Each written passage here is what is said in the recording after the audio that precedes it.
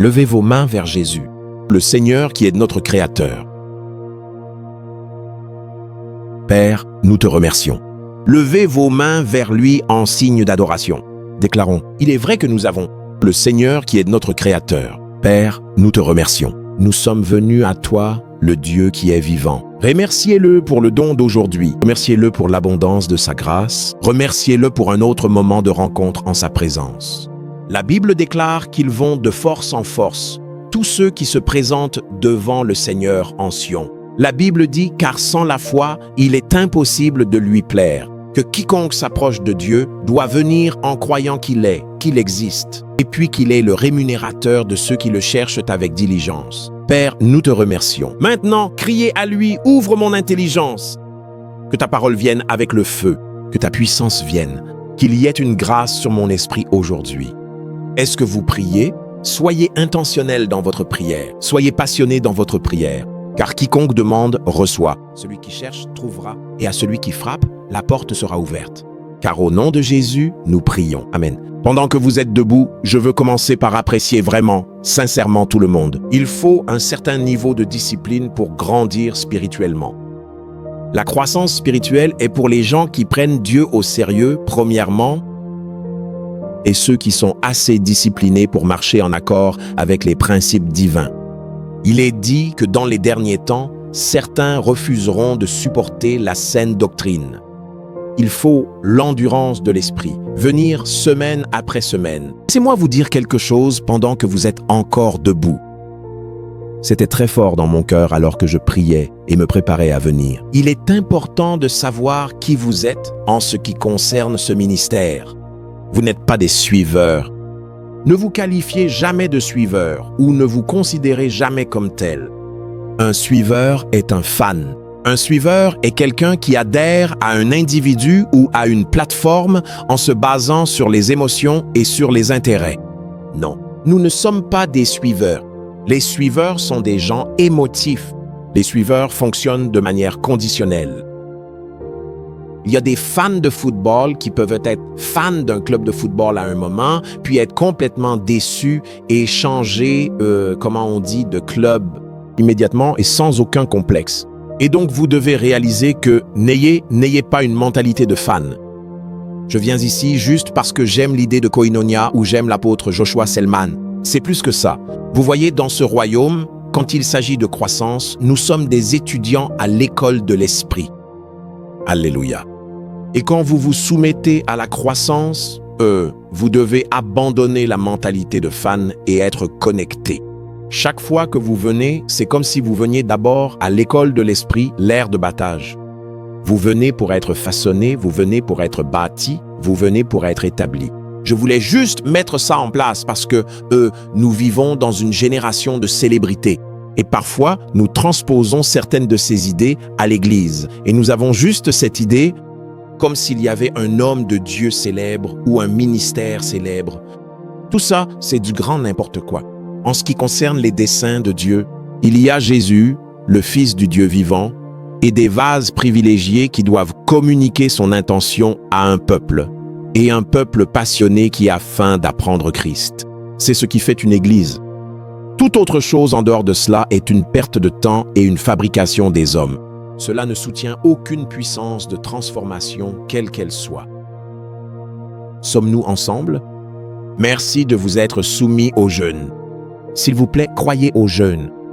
S'il vous plaît, au nom de Jésus et au nom de l'honnêteté, croyez en la puissance du jeûne et de la prière. Un croyant qui ne jeûne pas n'est pas seulement un chrétien paresseux, c'est un chrétien qui sera complètement vaincu. Alléluia. Louez le Seigneur. Ceci dit, saluons-nous les uns les autres. Bonsoir à tous. Que Dieu vous bénisse. Veuillez vous asseoir. Bienvenue à Koinonia. Parfois, ces choses naissent dans votre cœur et vous voulez les exprimer comme une communication de votre amour pour le peuple de Dieu. Alléluia. Louez le nom du Seigneur. N'oubliez pas ce que je viens de dire. Aucun croyant qui vient dans la maison de Dieu n'est un admirateur ou un partisan. Non. Ceux qui sont en dehors du royaume peuvent appeler les membres d'une église ou d'une plateforme spirituelle des partisans. Ils ne communiquent qu'en fonction de leur niveau de compréhension. Les croyants, en ce qui concerne la construction ou la structure de l'Église et de la croissance, sont appelés des disciples. Ce sont des étudiants, ce sont des croyants qui se sont soumis à l'alliance de la croissance par le mentorat, la croissance par l'illumination, et c'est très, très important. Deux choses à propos d'un étudiant ou deux choses à propos d'un disciple. Dans la limite de votre alliance de soumission pour apprendre, vous ne choisissez pas le menu de votre croissance. Dans la limite de votre alliance de soumission, en ce qui concerne votre croissance, vous ne choisissez pas votre menu. C'est la mission du Saint-Esprit, en partenariat avec les bergers de Dieu, de travailler et de concevoir un menu qui soit profitable à votre croissance. Matthieu, je crois que c'était Matthieu, Matthieu chapitre 4 ou quelque chose comme ça. Matthieu chapitre 4 et verset 4, je crois, la tentation de Jésus. Et il a dit, « L'homme ne vivra pas de pain seulement, mais de toute parole qui sort de la bouche de Dieu. » Ici, Jésus nous donne deux clés pour la vie de l'homme. Premièrement, le pain. Deuxièmement, les paroles. Donc, les hommes vivent de pain et ils vivent de paroles. Si vous n'avez que du pain, vous ne vivrez peut-être pas efficacement. Vous avez besoin de pain et vous avez besoin de paroles. La plus grande des paroles étant la parole de Dieu. Jésus lui-même nous enseignait que l'homme ne vit pas de pain seulement, mais de toute parole, y compris la parole qui sort de la bouche de Dieu. Jérémie 3 et verset 16 dit « Et je vous donnerai des bergers ou des pasteurs. » 3,15 « Je vous donnerai des pasteurs selon mon cœur. » Et la Bible dit que le menu que ce chef spirituel sert s'appelle la connaissance et la compréhension. « Je vous donnerai des pasteurs selon mon cœur. Ils vous nourriront de connaissance et de compréhension. » N'importe quel territoire est en difficulté lorsque trois choses y sont absentes. S'il vous plaît, écoutez. Selon les Écritures, c'est juste un contexte pour ce soir. N'importe quel territoire, quel qu'il soit, est en difficulté lorsque trois choses sont absentes. 2 Chroniques, chapitre 15, verset 3. La Bible nous dit qu'il y a trois choses qui, si elles sont absentes, mettent une société en difficulté. Pendant une longue période, Israël a été sans le vrai Dieu. Numéro 1, lorsqu'un territoire manque de la connaissance et de l'allégeance au vrai Dieu, ce territoire est en difficulté. Numéro 2, sans un sacrificateur qui enseigne. Si un territoire manque d'un sacrificateur qui enseigne, ce territoire est en difficulté. Et numéro 3, sans loi. Ce sont les choses qui soutiennent la civilisation et l'ordre. La connaissance du vrai Dieu, la connaissance d'un sacrificateur qui enseigne ou la présence d'un sacrificateur qui enseigne, et puis les lois. Pendant une longue période, Israël a été sans le vrai Dieu, sans sacrificateur qui enseigne et sans loi. Nous devons donc être passionnés par l'apprentissage, car lorsque Dieu vient à vous, il vous façonne en introduisant sa parole et sa parole contient ses pensées. Vous devez comprendre que le mot « logos » signifie les pensées d'un homme qui cherche à s'exprimer, ses pensées. Vous me suivez? Chaque fois que vous vous présentez devant le Seigneur, vous devez combattre tout esprit de distraction. Jésus lui-même nous a dit que partout où les saints sont rassemblés, Satan est aussi dans les parages. Et il a pour seule mission de dérober la parole.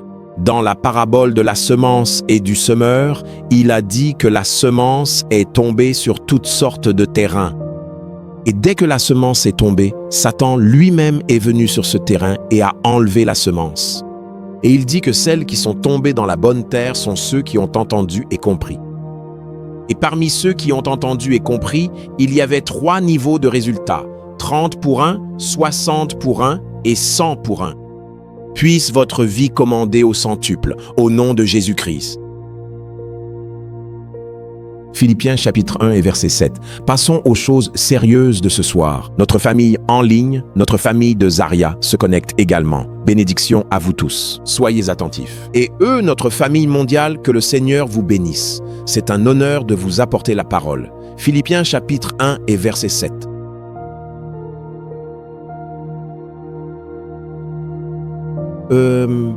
Je vous ai dit la semaine dernière que nous avons commencé et que cela continuera pendant encore quelques semaines. J'enseignerai des vérités spirituelles qui se rapportent aux grâces et aux investissements spirituels que Dieu a si gracieusement placés sur ma vie et sur ce ministère.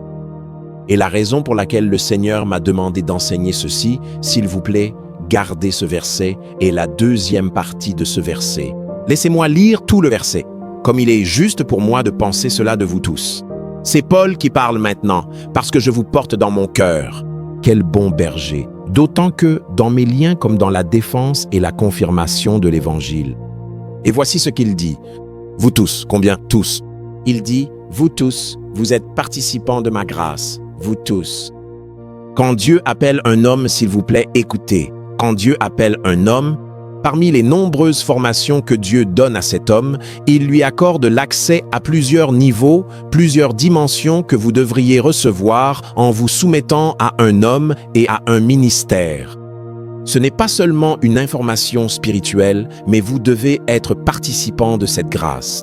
Alléluia. Participer à une grâce signifie être les bénéficiaires de cet investissement spirituel. Et donc la semaine dernière, nous avons considéré la sagesse, l'esprit de sagesse. Je prie pour que beaucoup d'entre nous prennent le temps de réécouter l'enseignement de la semaine dernière afin que Dieu nous accorde la grâce. La Bible appelle la sagesse la chose principale.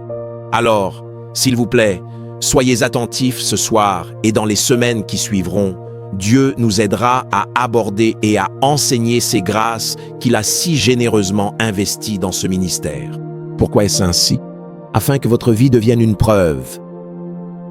Il sera clair pour vous et pour la création que vous avez vraiment embrassé cette grâce et qu'avec elle vous excellerez dans votre propre vie, votre quête chrétienne et qu'ensuite vous aiderez beaucoup à parvenir à la connaissance salvatrice de Jésus-Christ. Si vous êtes avec moi, s'il vous plaît, dites Amen. Amen. Il y a beaucoup de grâce. 2 Corinthiens chapitre 8 et verset 7, je crois, une déclaration très instructive. Il y a beaucoup de grâces qui sont disponibles pour les croyants. Mais Paul, même si ce contexte était lié à la grâce de donner, il s'applique aussi à nous. Il dit, c'est pourquoi, comme vous abondez en toutes choses, en foi, en parole, en connaissance, en toute diligence, et dans votre amour pour nous, veillez à abonder aussi dans cette grâce. Puisque vous avez excellé dans ces autres dimensions, la foi, la parole, la connaissance, la diligence, et même en ayant de l'amour pour nous.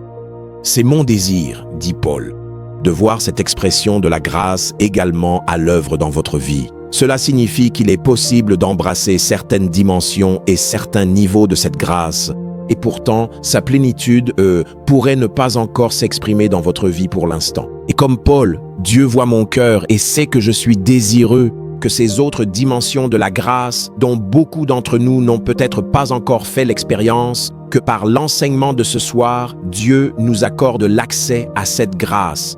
Si vous êtes avec moi, s'il vous plaît, dites Amen. Amen. Cette grâce appelée la faveur, notez-le, s'il vous plaît. Cette grâce appelée la faveur, notez-le simplement et priez en esprit pendant 1 minute. Ceux qui suivent en ligne, priez. Nous allons puiser ce soir dans les profondes richesses de la vie éternelle. Celui qui a le Fils a la vie éternelle, c'est-à-dire la vie qui ne finit jamais. Celui qui a le Fils a la vie éternelle, par exemple. A la vie éternelle. Allez-y, priez. Saint, Saint, Saint, Holy, Holy, Holy is the Lord God Almighty. Il est le Seigneur Dieu Tout-Puissant, celui qui règne avec force et sagesse. Il est le Seigneur Dieu Tout-Puissant, digne de toute adoration et de tout respect. Ma vie est remplie de ta gloire, de ta lumière et de ta présence qui m'accompagne chaque jour. Ma vie est remplie de ta gloire. Seigneur Dieu Tout-Puissant, digne de toute adoration et de tout respect. Ma vie est remplie de ta gloire, de ta lumière et de ta présence qui m'accompagne chaque jour. Ma vie est remplie de ta gloire. Continuez de prier. Vous priez pour votre destinée. Vous priez pour la mission qui est placée devant vous.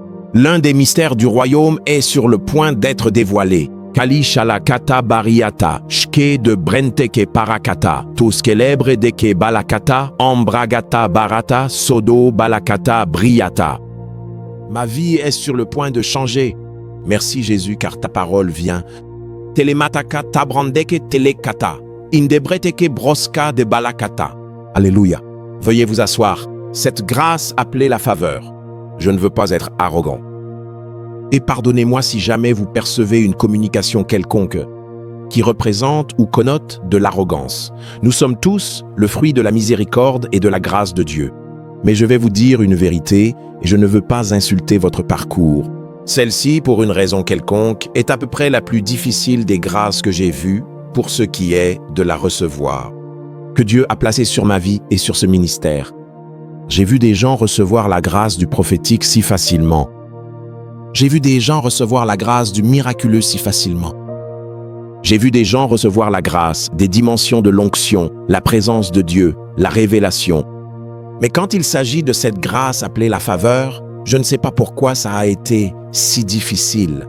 Et ce n'est pas seulement ma propre expérience. J'ai eu l'honneur et le privilège d'interagir avec de grands hommes et femmes, des vétérans de l'Évangile au sein de cette nation et dans le monde entier.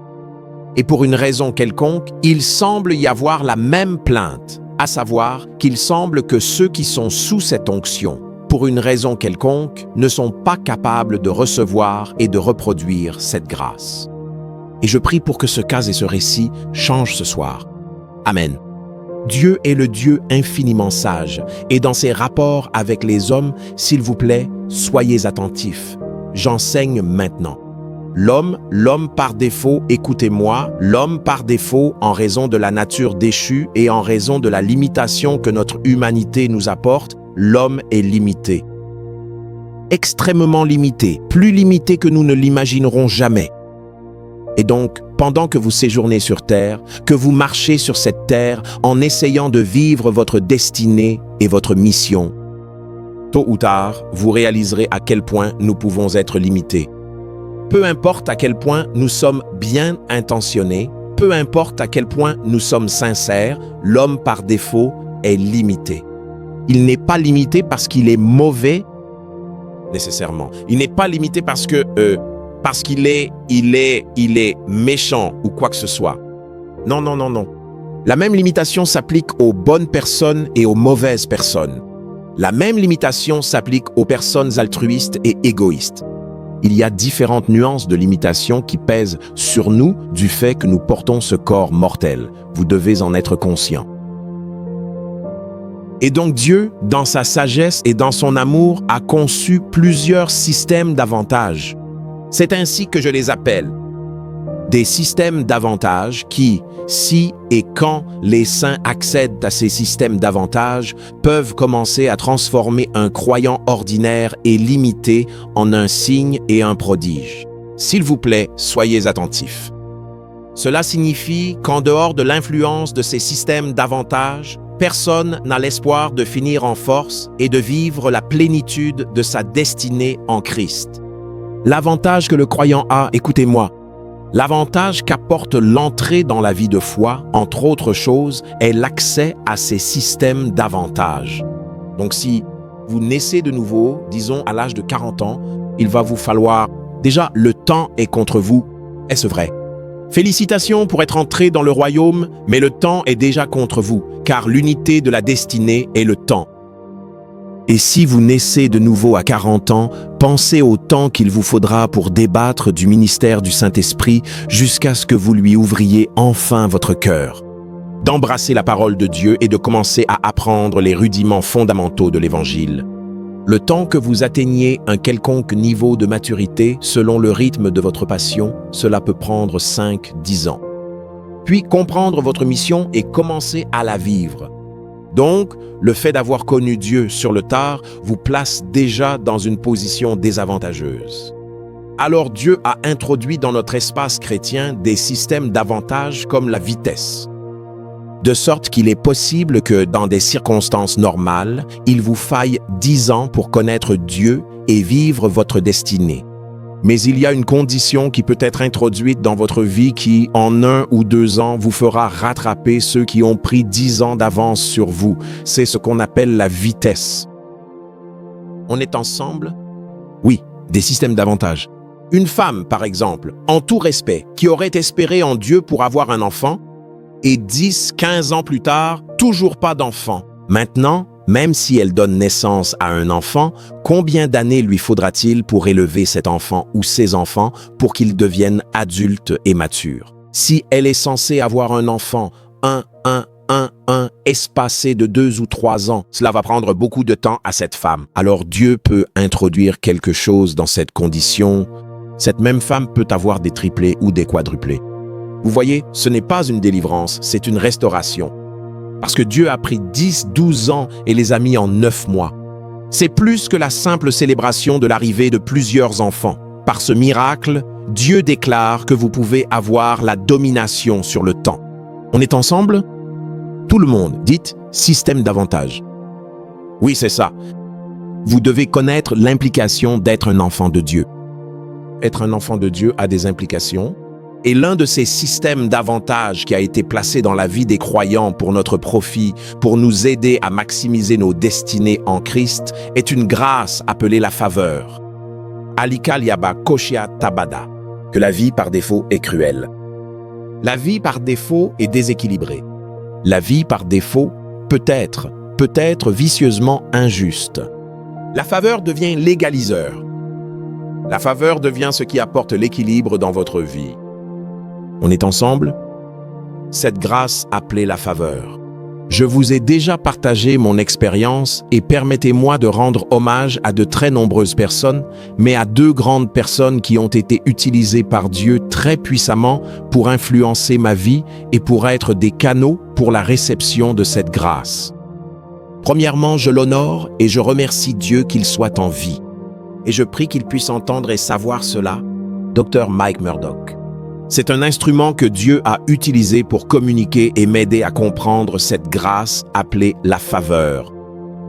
Le deuxième à qui je dois rendre hommage, et je l'ai déjà dit ici, est Pat Robertson de Christian Broadcasting Network, le 700 Club. C'était une prière que j'ai entendue dans une émission où il racontait qu'en tant que jeune ministre sur le point de commencer son ministère, il est allé vers Dieu et a prié. Et il a dit, « Seigneur, donne-moi la sagesse, premièrement. Deuxièmement, donne-moi la faveur. Troisièmement, donne-moi l'onction du Saint-Esprit. » Je suis retourné et j'ai fait la même prière. Seigneur, donne-moi la faveur ou la sagesse, donne-moi la faveur et donne-moi l'onction du Saint-Esprit. Et comme Jaïbetz, Dieu a exaucé ma prière.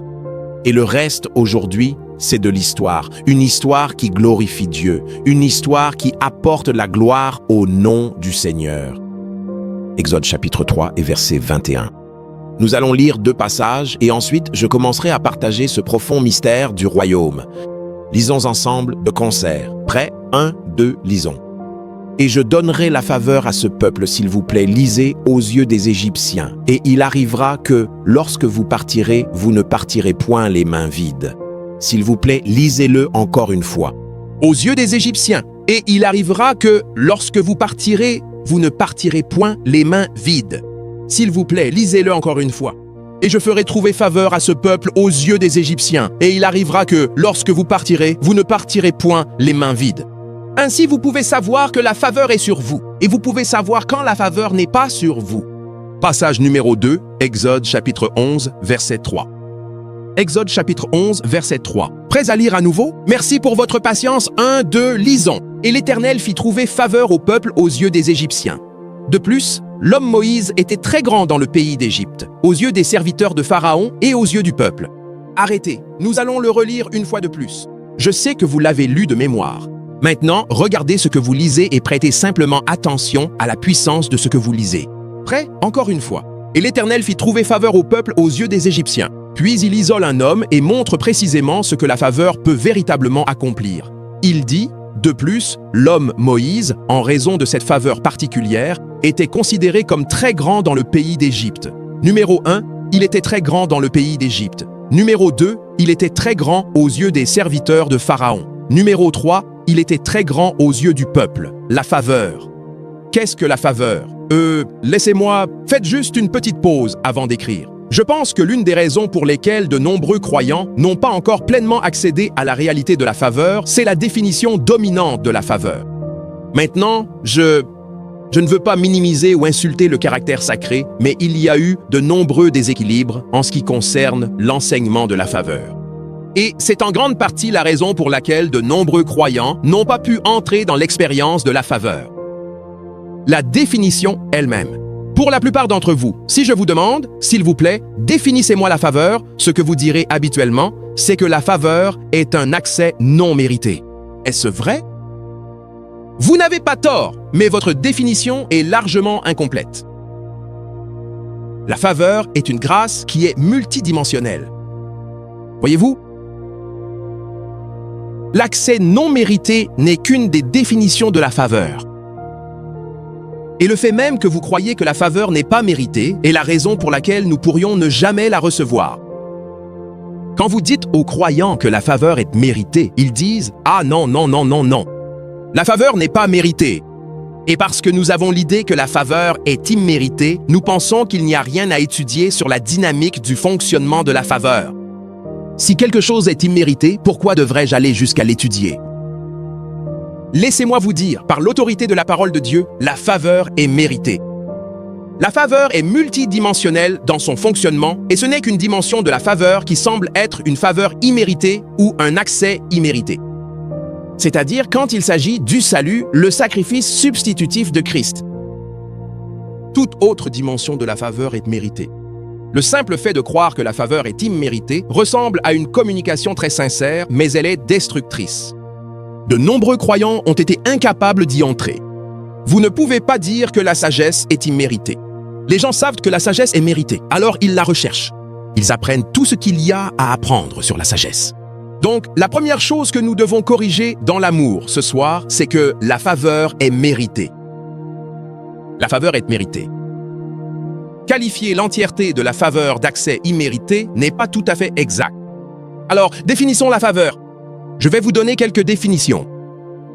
Numéro 1. La faveur est une aide divine, une assistance divine. La faveur est une aide divine, une assistance divine. Dieu en partenariat avec les hommes. Dieu en partenariat avec les hommes, fournissant de l'aide et de l'assistance à la vie et à la destinée d'une personne. La faveur est une aide divine, une assistance divine. Dieu en partenariat avec les hommes, fournissant de l'aide, fournissant de l'assistance à votre vie et à votre destinée. S'il vous plaît, notez-le. Une aide divine, une assistance divine. Sommes-nous ensemble? Ainsi, lorsque Dieu participe gracieusement à votre vie, à votre succès, à votre destinée, et qu'il coordonne maintenant les hommes pour qu'ils soutiennent également la cause de votre vie et de votre destinée, nous disons que vous êtes favorisés. Et je vous ai dit que la faveur n'est pas imméritée. La faveur est méritée. Proverbes, chapitre 13 et verset 15. Voici l'écriture que le Seigneur m'a donnée pour me délivrer de cette compréhension que la faveur est imméritée. S'il vous plaît, lisez avec moi si vous êtes un enfant de Dieu. Prêt? 1, 2, on lit.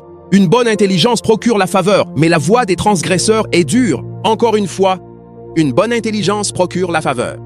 Mais la voie des transgresseurs est dure. Maintenant, gardez ce verset-là, s'il vous plaît. Je comprends ce verset comme étant, c'est comme deux femmes qui sont toutes les deux enceintes. Le nom de la première femme est Bonne Intelligence et cette femme est enceinte. Quand elle donne naissance à un enfant, le nom de l'enfant qui naît d'elle s'appelle Faveur. On est ensemble?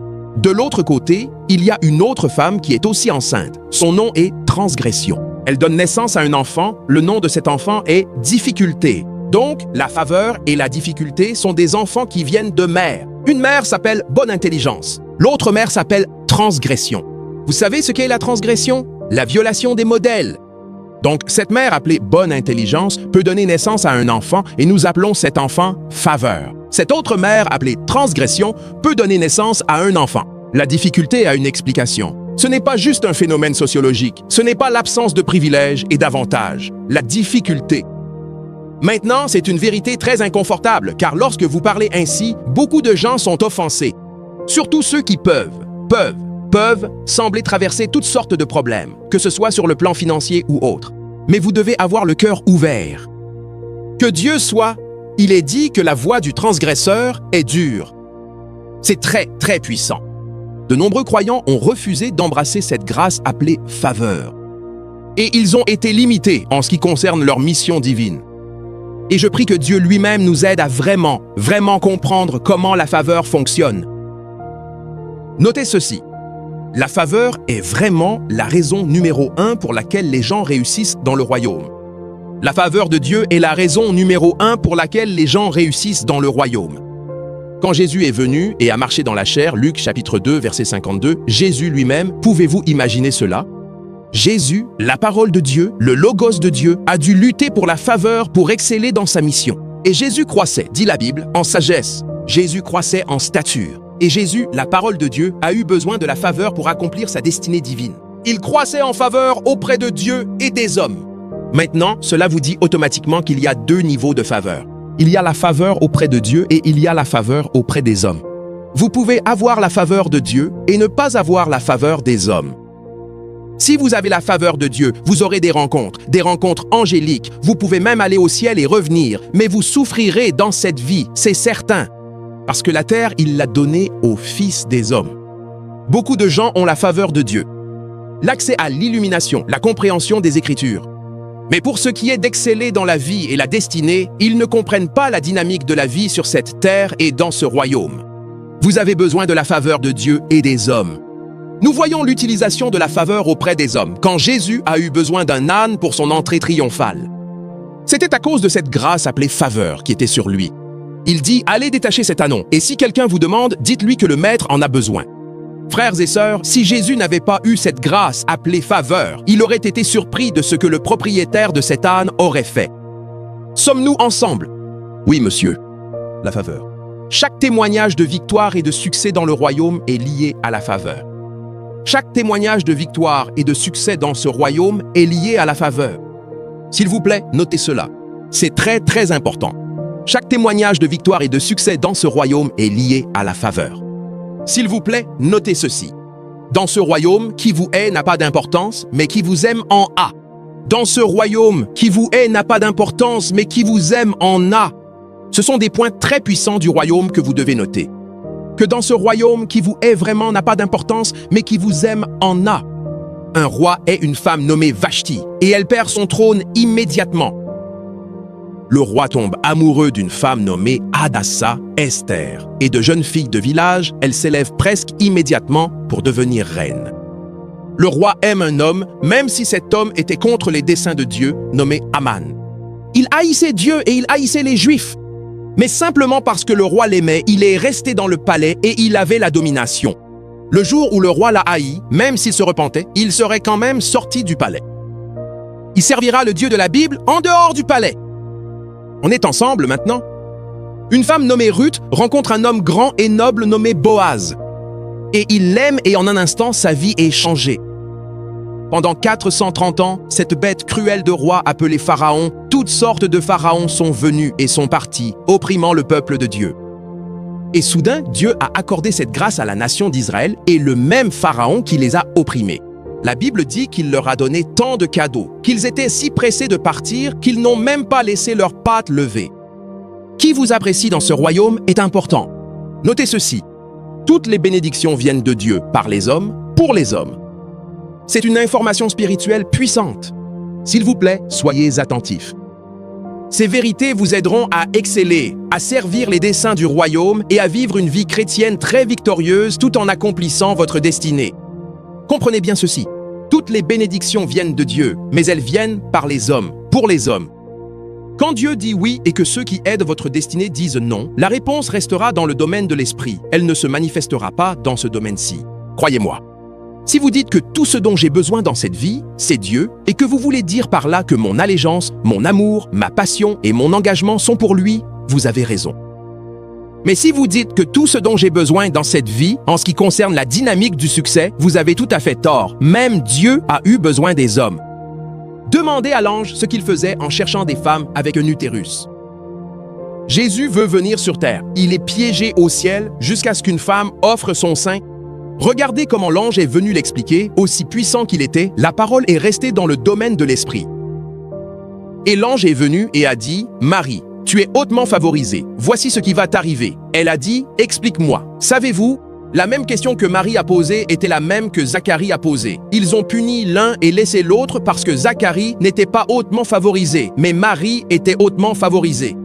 Tous les deux ont posé la même question. Quand Zacharie demandait à l'ange « Explique-moi la dynamique de mon… » il lui a fermé la bouche, et pourtant Marie a dit « Comment ces choses se feront-elles » Et le même Gabriel a dit « Laisse-moi te dire la puissance du Très-Haut. Quelle sorte d'injustice est cela » Mais rappelez-vous, il a commencé par dire que tu es comblé de grâce, donc tout est en rapport avec cette grâce.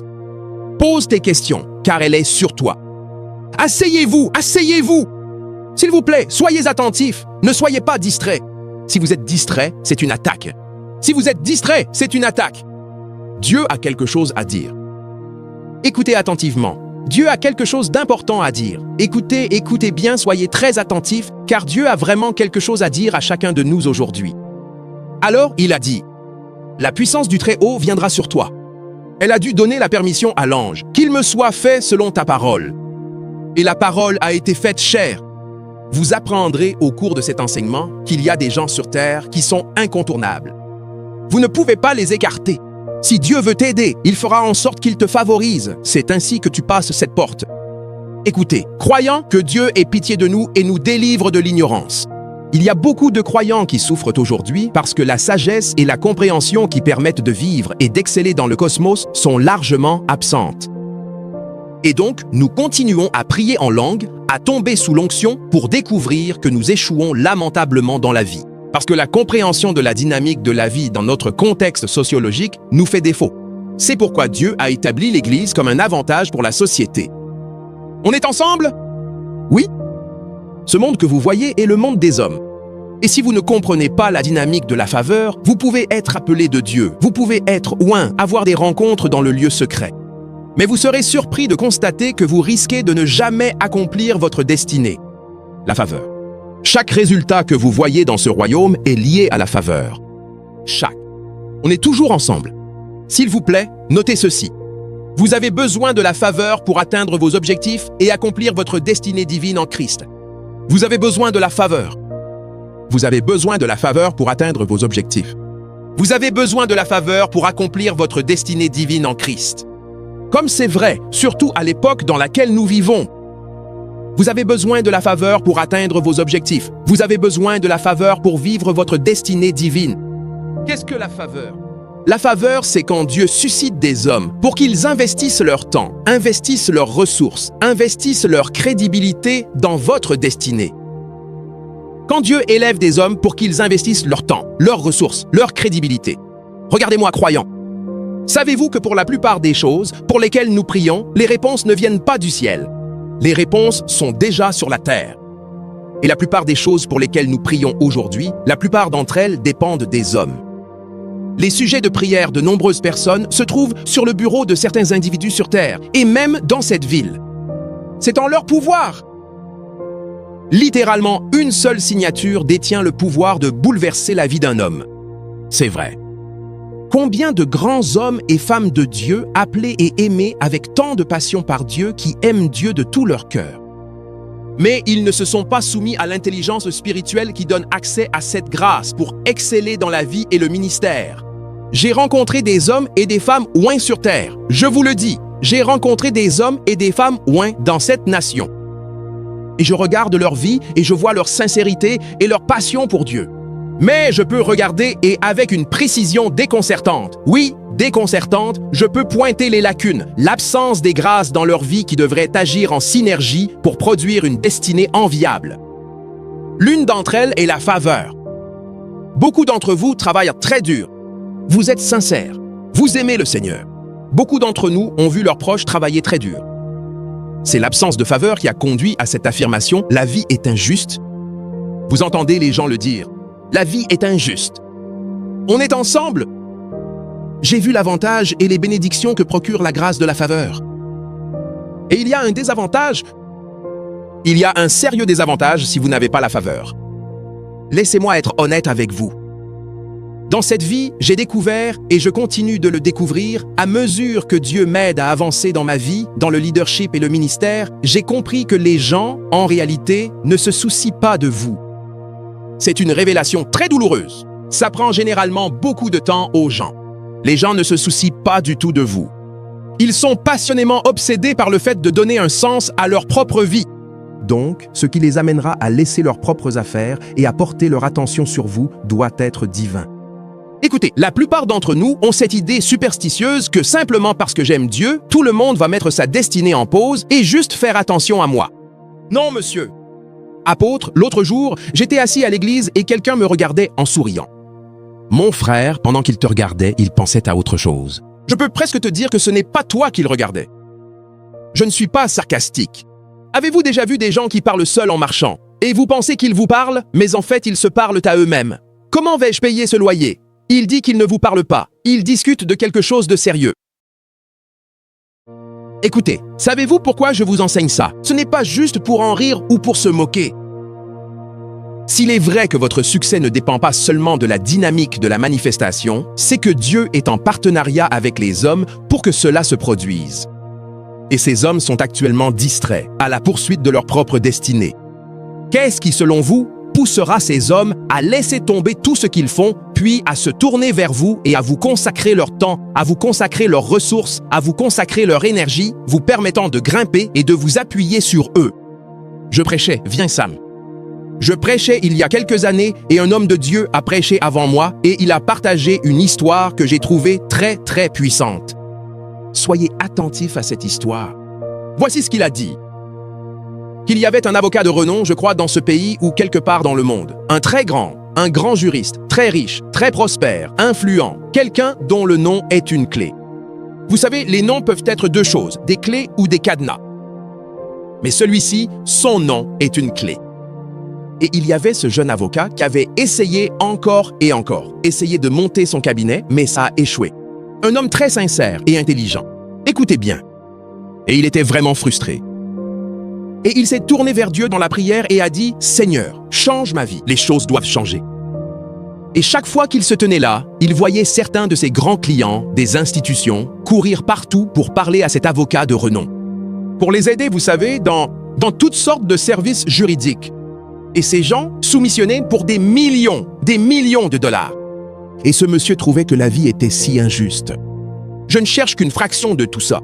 Regardez ce qu'ils veulent donner à cet homme et ils les ignorent. Mais c'est quoi ce délire? Quand Dieu a voulu aider ce monsieur, voici ce qui s'est passé en sa présence. Je crois qu'ils étaient à une conférence et il y avait plusieurs personnes, des hommes d'affaires, des milliardaires, d'autres avocats, différents capitaines d'industrie. Et ce jeune homme est venu en pleurant et a dit « Monsieur, s'il vous plaît, aidez-moi, s'il vous plaît, changez ma vie. » Et l'homme a dit « D'accord, je vais t'aider. » Et il a dit « Suis-moi. » Et il est sorti sur la véranda et tout le monde le regardait. « Oh, c'est notre avocat de renom!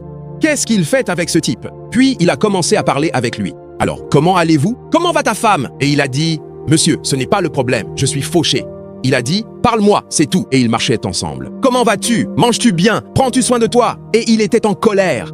Il disait « Monsieur, le problème c'est que j'ai faim. » Et l'homme a dit qu'il a marché avec lui et...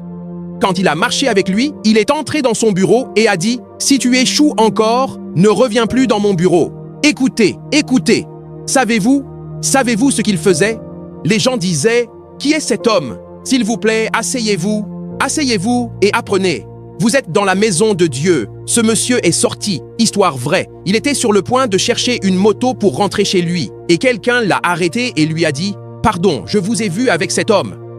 Écoutez. Il ne lui a même pas demandé s'il était malade. Il a dit « Pardon, nous essayons de l'amener à négocier un contrat pour nous, mais notre tarif, pouvons-nous s'il vous plaît, pouvons-nous travailler avec vous ?» Et il a mentionné un tarif qui était une percée. Et le monsieur a été assez sage pour se ressaisir. Écoutez, histoire vraie. Au moment où il a fait ça, Dieu lui a accordé la grâce. Il a appelé certains de ses partenaires et ils ont travaillé ensemble. Et en moins d'1 an, ce monsieur a reçu un cadeau et est retourné au bureau de cet avocat principal. Il s'est agenouillé et a dit « Merci d'avoir changé ma vie. » Alors, l'avocat principal lui a demandé, il a dit « Sais-tu ce qui t'est arrivé? C'est ça qui m'intéresse. Garde ton cadeau. Tu dois étudier ce qui t'est arrivé pour que tu puisses l'utiliser sur les autres aussi. La faveur, c'est quand un individu investit sa crédibilité en vous. Écoutez attentivement. Qui vous apprécie dans ce royaume, ça compte. Pour beaucoup d'entre nous, nous vivons dans un monde où la seule chose que nous connaissons, c'est l'argent. Dès que l'argent n'est pas devant vous, vous ne vous souciez plus de rien d'autre. Si on met de l'argent et des hommes, vous prendrez l'argent, il finira et vous retournerez à la case départ.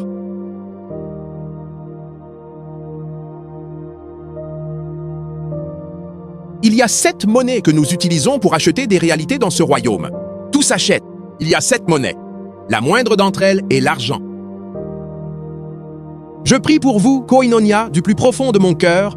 Puissiez-vous ne jamais être si pauvre que la seule chose que vous ayez soit de l'argent. Amen.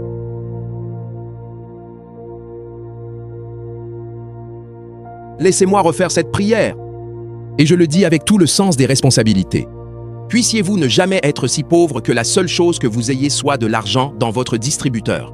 Amen. Veuillez vous asseoir. Il existe des monnaies supérieures.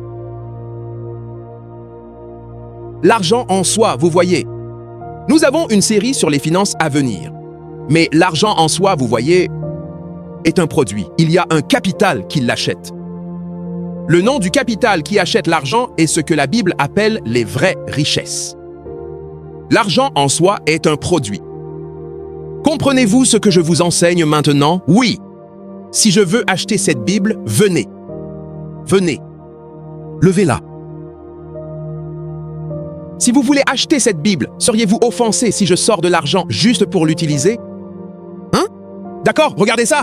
S'il vous plaît, regardez ça. Ceci, par exemple, c'est un billet de 100 $. Levez-le. Regardez ça. Si, supposons que c'est 100 $. Des gens nous suivent du monde entier, donc nous utilisons quelque chose d'universel. Si vous voulez acheter ce produit, vous avez besoin de ceci. Est-ce vrai? Ça veut dire que si je vous donne ça, vous souriez parce que ceci est déjà une victime de l'abondance de cela. Mais si vous voulez acheter ceci, qu'utilisez-vous?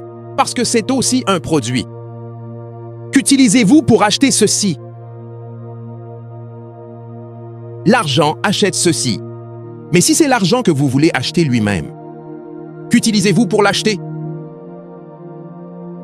Celui qui est riche n'est pas celui qui a ceci. Celui qui est riche est celui qui a le capital qui achète ceci. J'ai pris ma décision.